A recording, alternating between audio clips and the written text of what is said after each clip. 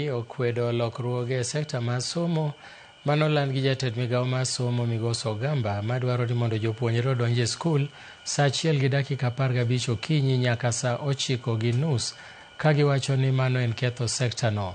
Koloso e gwenge ma Mosiro, jagoro maduong' e duond burano Moitalel Ole Kenta owacho ni chenro mag somo ok owinjore otimnegi lokruok ma owacho ni lokruoge ma kinde ka kinde kelo chochni ne jopuonjre kodwaro jatend migawo mar somo Julius Ogamba mondo ogol chikno ero oko. Kenta mabiro laro kom gavana e kaunti ma Narok kuom thuolo mar ariyo bende okwayo jodak ma Narok mondo mi oriwre kendo osil lwedo Fred Matiang'i ne lemo mar jatend piny e yiero maduong' mabiro.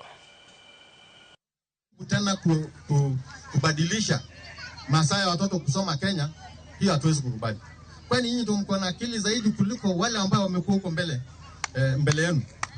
Sisi tulisoma tukapitia primary school, tukaenda secondary school, tukaenda high school from 5 and 6, tukaenda university.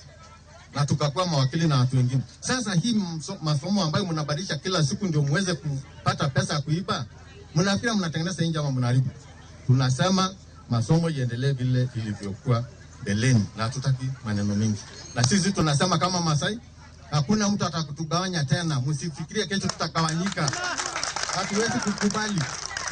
Mali yetu tumesema kutoka leo hatutaki mchezee mali yetu, na tunataka ile mtu ameiba shamba ya Wamasai arudisha mara moja. Sababu